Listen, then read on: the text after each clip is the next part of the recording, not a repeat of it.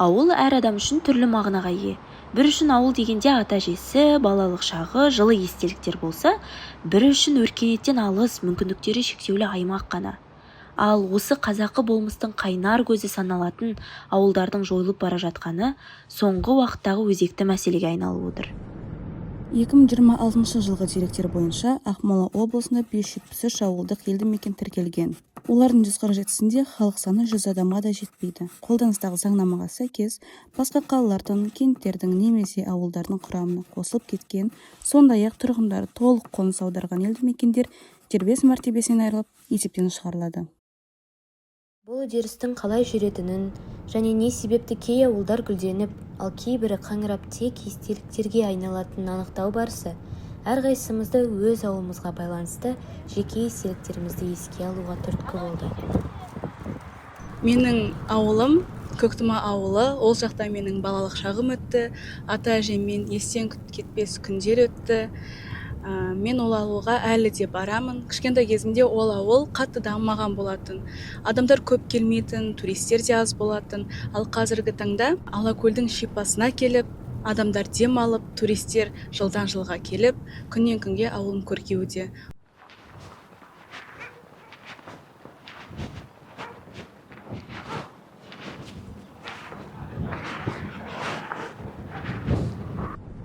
Біздің сапарымыз Жібек жолы ауылынан басталды. Астанаға жақын орналасқан бұл елді мекен соңғы жылдары қарқынды дамып келеді. Жаңа мешіттер салынып, мәдени нысандар ашылып, инфрақұрылым біртіндеп жақсаруда.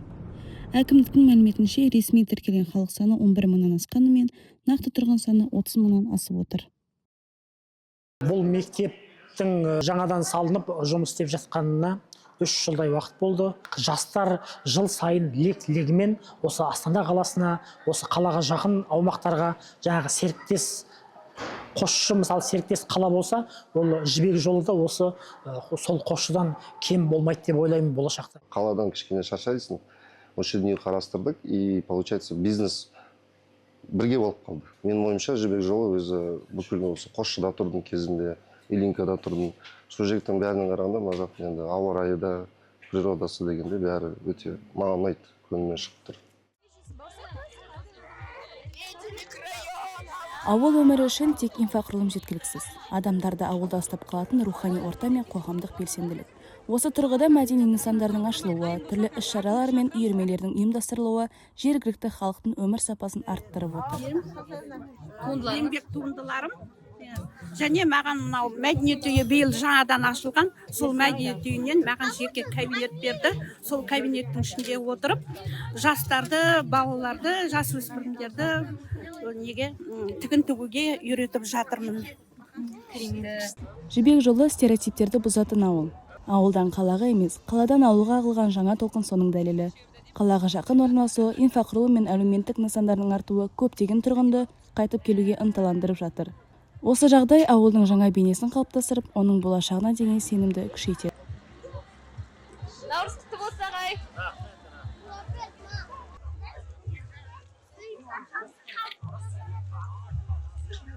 Балуандар 5 минуттан кейін басталады. Қыздырынамыз.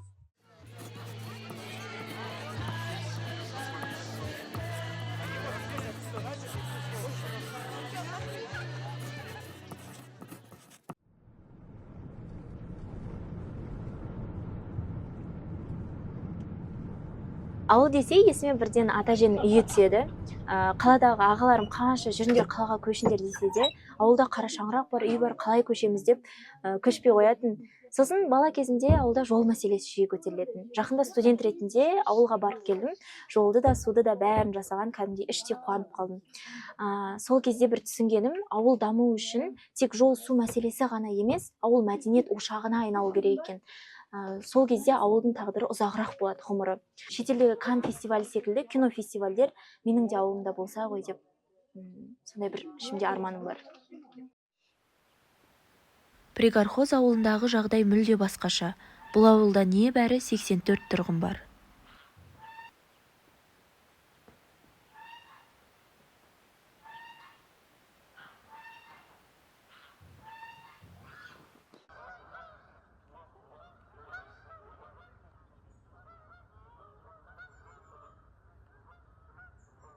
Раньше Васильковский бұрын ГОК. Көкшетауда Васильковский ГОК деген болған.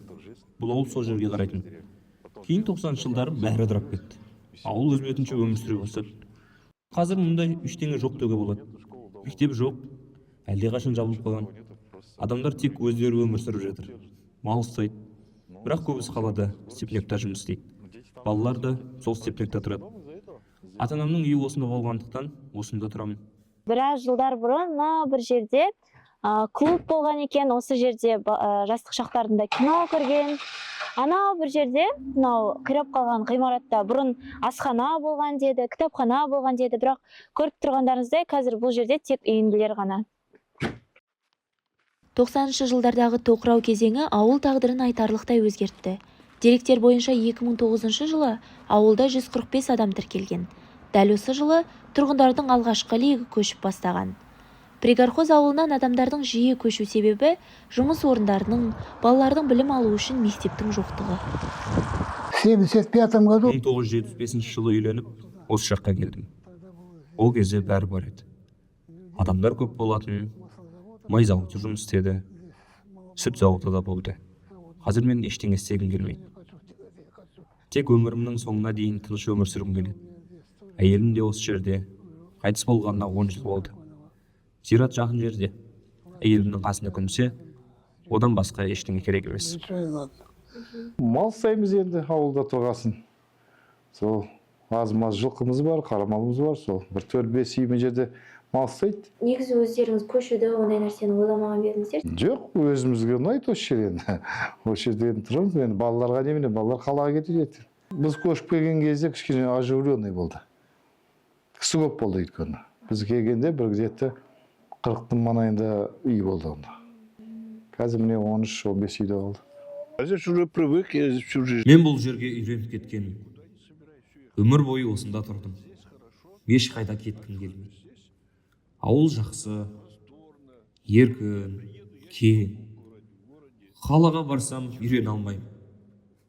Қалада бір түрлі қиын. Ештеңені түсінбейсің. Қазір әсіресе бәрі телефонға байланып қалған. Ал ауылда жақсы, қалаға қарағанда жақсырақ сияқты. Бұрын той-думан жиі болатын. Әртүрлі ұлт өкілдері бірге тұрды. Орыстар, қазақтар, немістер. Үйлену той болса, бүкіл ауыл жиналатын. Қыдырды, көңілдеді.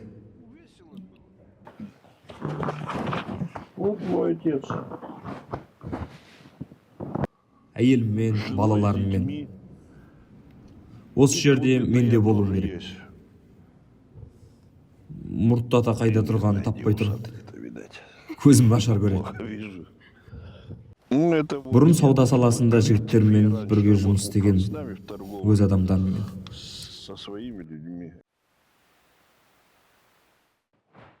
Қазір Пригорхоз ауылының келбеті өзгеріске ұшыраған. Десе де ауыл тұрғындары түрлі себептерге байланысты күні бүгінге дейін туған жерін тастап кетпеген.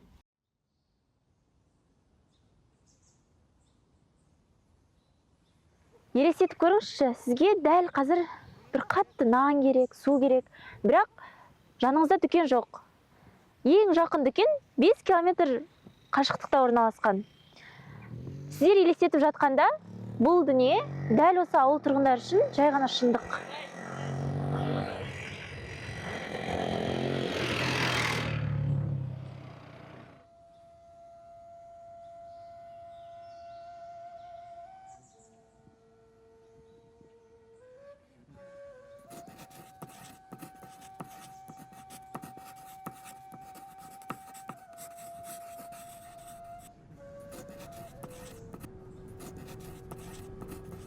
Ауыл дегенде ең бірінші еске түсетін нәрсе ол менің үлкен ағам мен әжемнің сандыққа тығып қойған компьютерін ұрлап түнде қорқып жеп жататынымыз. Екінші еске түсетін нәрсе ол таңертең андай су бар емес, сондай мұздай жуынған кезде андай оянудан басқа амалың қалмайды. Қазір менің ауылым мен үшін андай көз алдымда жойылып кеткен сияқты, өйткені ата әжем де қайтыс болды, ауылдағы үйді де сатып жібердік. Тек қандай бір жылы балалық шақтың естеліктері қалды, ал ауыл мен үшін бір жойылған секілді сезім бар.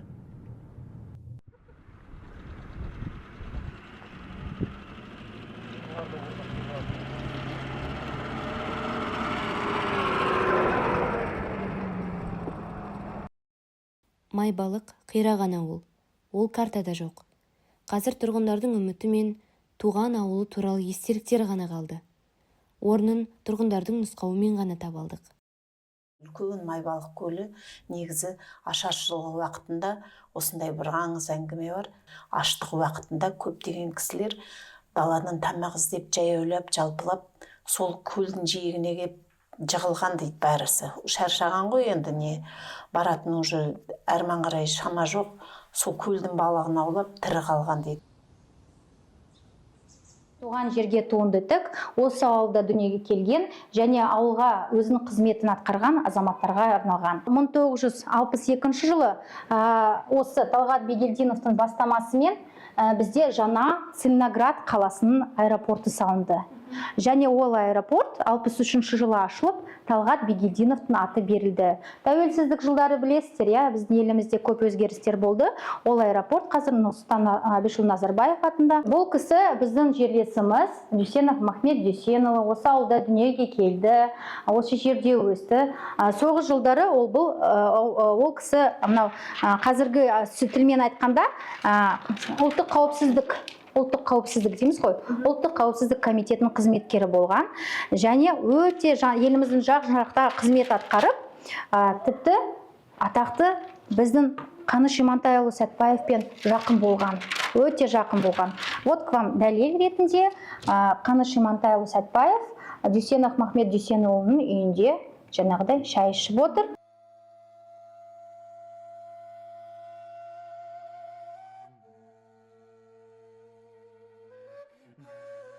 Ауыл қирап, қор үйінділер қалса да, тұрғындар Майбалықтың бай тарихымен өткеннің көзін сақтап, көшіп келген көрші ауылға мұражай ашқан. Әуежайға да Талғат Бегелдинов есімін беруді ұсынған. Атақты ауыл тұрғындарының есімін көшелерге берген. Ауыл тұрғындары жыл сайын мамырдың 31 күні зиратқа келіп, ата-баба рухына Құран бағыштайды. Солай жер жекеменшікке өтсе де, зират бүгінге дейін қараусыз қалмаған.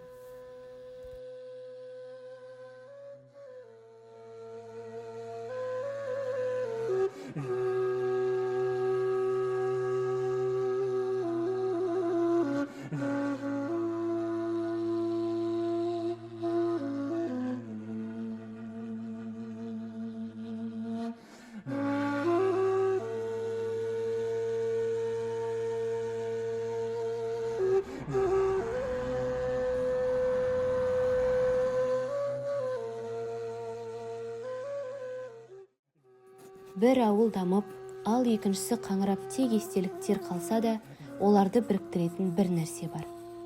Тұрғындардың қауымдық естелігі.